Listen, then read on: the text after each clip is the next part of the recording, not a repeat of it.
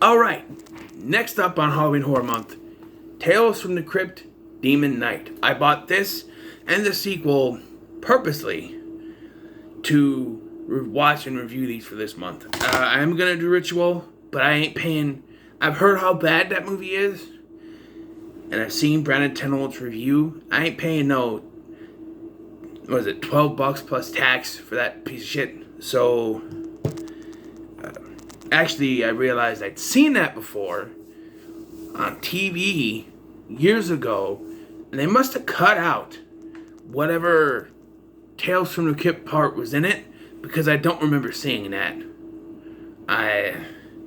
It sucks. But the very opposite is this. Demon Knight, which stars William Sadler, Billy Zane, Jada Pinkett Smith, Brenda Baki, CCH Pounder, Thomas Hayden Church, Dick Miller, Roger Rabbit himself, Charles Fleischer, John Schuck, who plays the sheriff in this, and and John Cassier as the Crypt Keeper, of course. So, here's the thing. So, my history with Tales from the Crypt is a little mixed. My great-grandma was a horror fanatic, and I think that's where I get it from, but when I was a kid, I was terrified of stuff. This terrified me. That stupid fucking puppet scared the hell out of me when I was a kid. And once when I was an adult. I'll get to that story in a minute. But, yeah. And it didn't even take the puppet. The music would start playing, dun, dun, dun, dun, dun, dun, dun, and I was gone. Didn't want to be around. But as I got older, a friend of mine had an extra copy of the first season. He gave it to me, and I watched it for the first time since I was a kid, and I enjoyed it. I ended up... A friend of mine also had the first season, and I went over to his place. Now, keep in mind, he had a big-ass TV, like bigger than mine, like a big, at least 50-inch TV in his apartment. And I walked in just as the Crypt Keeper popped up on screen, and it scared the shit out of me. I wasn't expecting it. Big-ass TV, it scared the shit out of me. It did. It's a movie. So I, of course, have all the seasons of the show, and I've watched 1.5 seasons. I reviewed all the episodes of season 1 on this channel, so check those out. Haven't got to the others yet. I don't know if I'll do it this. I got other stuff I want to do in the coming months, so I don't know if I'll ever get to it. I've discovered that doing half-hour show reviews are a little taxing to have to watch and record, upload, watch, record, upload. I may need to watch and take notes while watching and do like 3, and then I can record 3 and upload 3 and then have, do it that way, because you want to upload more than one. It just kind of takes a little bit longer, but I don't know. But I do want to do each of those episodes separate, not like I'm doing with the Twilight Zone ones, which I will do get to season 2. Season 1 is already up on the channel. But so here, let's talk about this movie, right? Tales from the Crypt presents Demon Knight. Wow. From beginning to end, this movie wowed me. I think there's very little negative I can say about it. They're mostly nitpicks. So, spoiling my... kind of gonna spoil my rating, but yeah, the performances in this are fantastic, especially from Billy Zane and William Sadler. They're very good.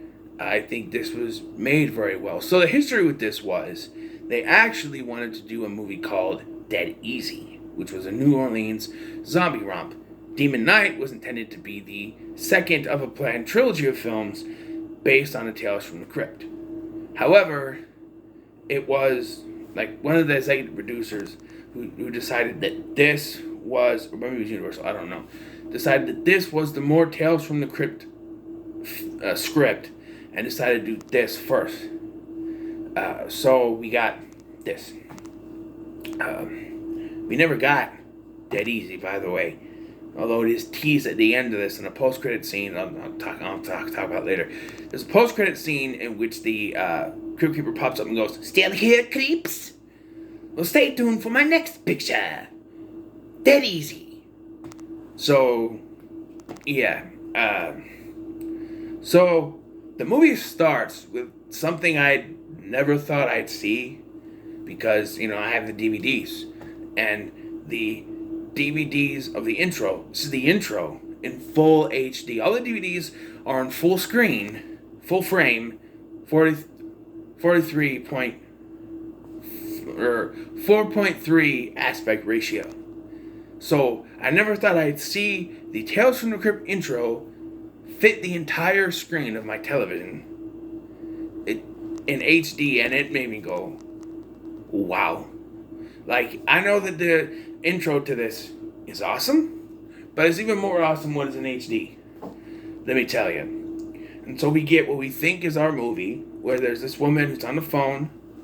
She's on the phone, she's laying there, and she says that, in her underwear, because of course, and she says that, she killed him, and she's gonna collect the money, and he's downstairs cooling off, and we get this dead body supposedly rising up out of the goop, and we follow him up, and she's in the bathtub, and we get to see titties. Less than 5 minutes into this film, we get to see titties.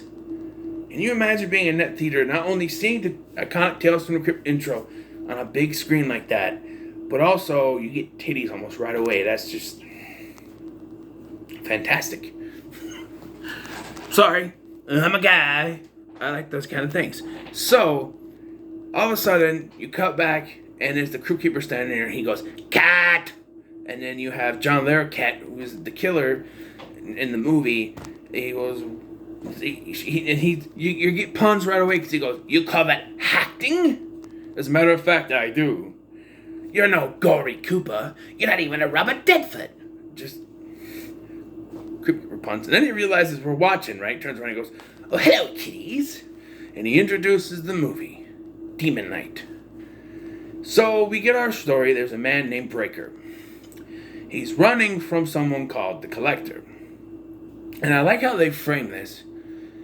They frame it as if Breaker is the villain and the Collector is the good guy. To a certain point. Because you see Breaker, he's clearly running. There's a car accident. They both survive. He runs, and he's clearly running from something. You think maybe the Collector could be a cop of some sort. Or something. We don't know he's the Collector yet, but that's what he's known as. He tries to steal a car, a kid, which will show up out of nowhere later in the film for some reason.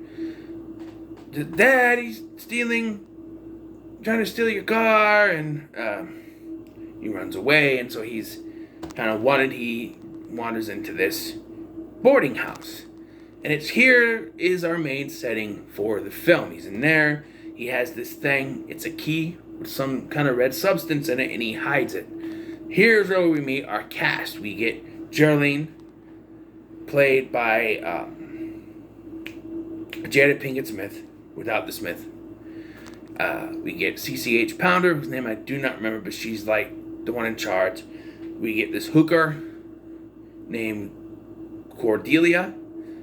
We get Wally, played by Charles Roger Rabbit Fleischer. We get Thomas Hayden Church, who plays, I don't remember his name. And we get Uncle Willie, played by Dick Miller, who is fantastic in this, by the way. He's fantastic in this. And there's a certain scene which I'll get to where he's really fantastic. And you never thought someone as nice looking as Dick Miller could do something like that in that scene. But so, we get a couple cops. One of them is the sheriff, played by John Shuck. And there's this other fat guy named Bob. And they're surveying this car accident scene. And then the Collector shows up, and they're like, "Where'd you come from?" He's like, "Well, that's my car." And it's Billy Zane. "Well, that's my car. You see, I was chasing someone, officer, and we got into a bad accident. And he has something of mine, and I'd like it back." That's how he talks. And Ridley, the way he acts, you think this is the good guy, and Breaker is the bad guy because of the way he's behaving. And also, William Sadler was in the first episodes of Tales from the Crypt, and he was a bad guy. So you already have that in your head. Oh, he's got to be the bad guy. So they show up, and there's a certain moment when you realize, I already knew everything about this movie going into it. There was, but I can see to a certain point where someone would figure out there's something else going on. So the cops show up. Breaker is there under the assumed name of Smith, or the fake name of Smith. Surname, not assumed name. The surname of Smith, but he's not Mr. Smith. And they go through his room that he's staying in there. It's not there. And they find it because Uncle Willie fucks up and says, you hit it right in front of me. I didn't even know it. And he, right there on the table, they could not see that. Pulls it out, and there it is, a little key with some red substance in it.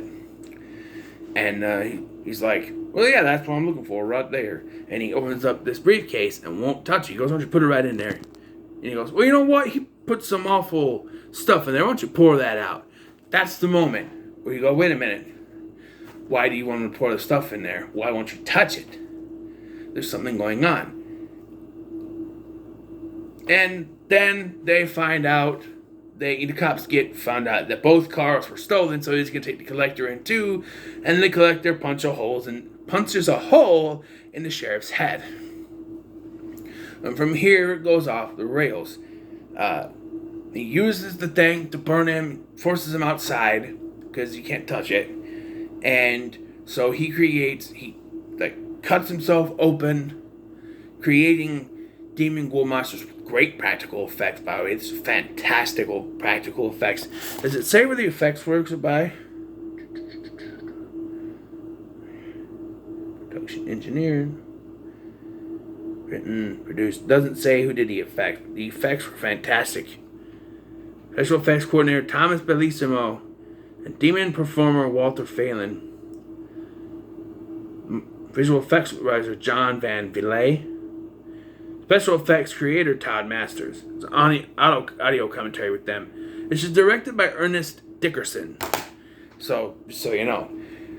But yes, so now and we do get this thing, fucking ho dunk, well then motherfucker little thing dance that he does out there.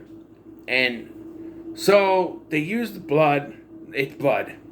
Well, you don't know what kind of blood till later, but uses the blood to block all entries, even though he's still able to work magic in there and seduce people. The first person he seduces is Cordelia, and she kills Wally. And then we find out the hot Thomas Hayden Church, he just wants to be able to leave. He goes, why don't we just give that to him so we can leave? And he goes, you give it to him, they'll kill you. Spoiler alert, that's exactly what happens. But, so they decide they're going to try together because the cat comes back. The cat was outside. And Breaker thinks the cat's possessed, but it's not. Although, I don't know how they would do that, but I don't know. Maybe there wasn't enough money for effects for a cat thing. They find out there's a hole they can get through. There's a tunnel. When they break through, there's more monsters, and they find the kid, Danny, from earlier, which I don't know why the kid is there. The kid was there with his father. I don't know. But, yeah. And then, so we find out the story. Oh, by the way, CTH founder, she gets her arm ripped off at some point before this, I think. Yeah, before this, because then we're like, we're all out of here. We're going to leave through this tunnel. And Breaker goes down there. Breaker shares with them the story. Apparently, before God created the world, there was darkness. These demons ruled in the darkness with 7 keys. When God created the earth, he created light and separated the demon and pushed away the demons, separated the keys. And back during the crucifixion of Jesus Christ, they used Christ's blood put into the key to protect it and ward away the demons. And Breaker is a military man from 1917 during World War I who came upon the key and is now the Demon Knight. He's been wandering the earth ever since, and he can't die. So there's that, and he's come there because he's going to select the next Demon Knight, which, spoiler alert, is Geraldine, and it's very obvious once he walks in the place and looks at Geraldine, and Geraldine looks at him, and there's some kind of connection. It's obvious there's something going on between those two, and something's going to happen. Even when, everyone that the Collector seduces gets turned into a monster, except for Geraldine. So, and Geraldine, we're told, is an ex-convict working out for community service there. So, we get, I believe, I don't know, I may be out of order here. First, we get, because we get Uncle Willie being seduced with a bunch of titties and alcohol because he gets pushed down. We find out that Wally is a disgruntled mailman who's going to kill everybody at the post office for the hooker. I forgot her name already. Cordelia. And they find guns with no bullets because that would be too easy. They just find grenades so they can have one bit explosion. Because having guns with bullets is too easy. Find out you can kill a lower demon by stabbing them in the eyes because Uncle Willie is turned thanks to booze and titties. And this is the incredible acting moment I get from Dick Miller. He is menacing and he is fantastic. Never thought that someone as nice as Dick Miller would be able to portray an evil person. He was a villain in a movie back in the 50s called A Bucket of Blood, which is a fantastic movie. It's a Roger Corman film. Check it out. I think it's Roger Corman. I think he produced it at least. But you should check it out. He played Walter Paisley. And even then, he seems more of a doofus in a way that he does his stuff. He's more menacing here. And it was fantastic. He gets his head cut off, but he's still alive. And then they take a thing and they stab his head with the eyes into like a deer antlers, and it kills him. And then CTH Pounder and Bob, they hold up underneath. They tell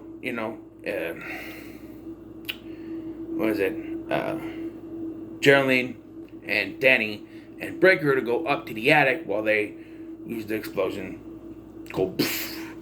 Before that, while this is happening, once everything is explained, Thomas Hayden Church apologizes and shakes hand with Breaker, but then takes the key, offers it to the Collector, who then kills him, because of course he does, and they're able to get up there, but they do get the key back eventually, obviously, and they're up there, and it's Breaker, Danny, and Geraldine. The Collector seduces Geraldine. Seduces Danny, my bad, with a comic book thing, turns him into a monster. Fantastic special effects here. Practical effects, just fantastic. They dispose of Danny, and then Breaker is killed. And he passes it on to Geraldine. Gives it to her, passes it on. She's the Demon Knight. She got the stars on her hand. He says, when the stars will align, that's when you'll have to fight. So it could be a long time because he's been around since 1917, and it's now 1995 when this takes place, I think. So, or 1994 at least. So yeah, this came out in January, so pre-94. But we have Geraldine's final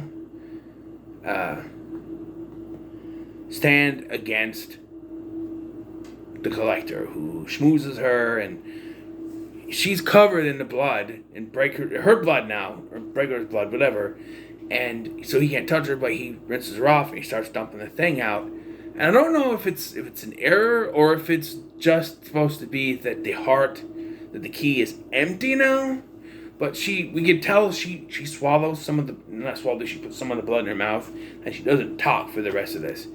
And so he holds the key, and I'm like, isn't that supposed to burn him? Even if he dumped it out, which I think they're implying is because he dumped it out, he can hold it. He didn't rinse it out. There's still residue from the blood in there. So that could be an error because it wouldn't be cleaned out. He just dumped it. There's still residue. When you dump something out, there's still residue of what you dumped out in that. So you got to rinse out a cup or something. Like you have a glass of milk, and it's say you drink all the milk, right? There's still residue from the milk in your cup. You got to rinse it out, pour it out in the sink.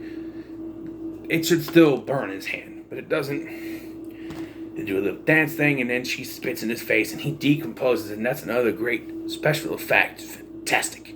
And then he dies, and Geraldine is a survivor. She gets on a bus, and she drives away, and we see another collector who is now black, which I feel like just because she's black, does that mean her collector has to be black? I don't know, but it works, I guess.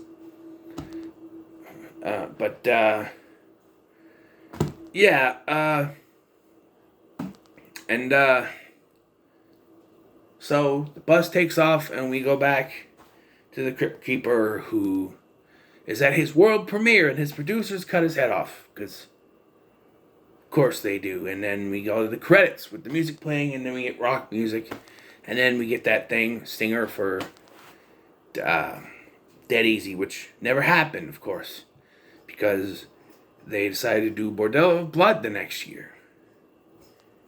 And we'll get to that. But as far as it goes for this movie, from beginning to end, I enjoyed it. The nitpicks are, I said through most of it, but there is one thing. Jada Pinkett Smith. I can tolerate her at the beginning of Scream 2 because I know she's going to die.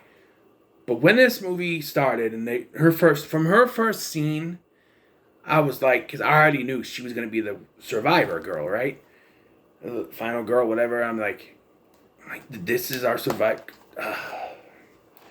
She's not a bad actress, but just the way she says her line with so much attitude. I know that's supposed to be the part. It's a little annoying. And I don't like the fact that they say if you,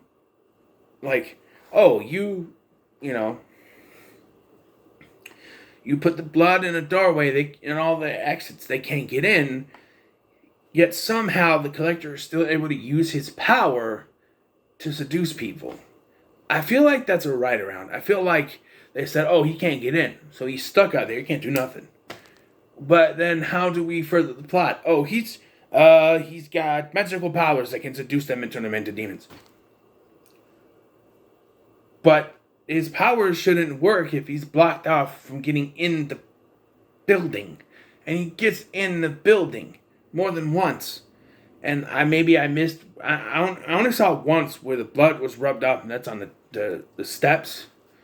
Which I feel like, why don't you have the demons jump over the banister? You can't walk up the steps, but that only goes to the steps. You could have them jump over the banister. I feel like that's a little weird, but other than that, I really enjoyed this movie, and in spite of the nitpicks that I said, I'm sending this movie to the moon, baby. Upside down, baby. So, Tales from the Crypt Demon Knight gets a perfect score from me. To the moon, perfect 10. There it is. So what are your thoughts on Tales from the Crypt Demon Knight? Let me know in the comments below. Make sure to like, share, and subscribe. Thank you for watching. I've been Scotty, and I'll see you in the next one.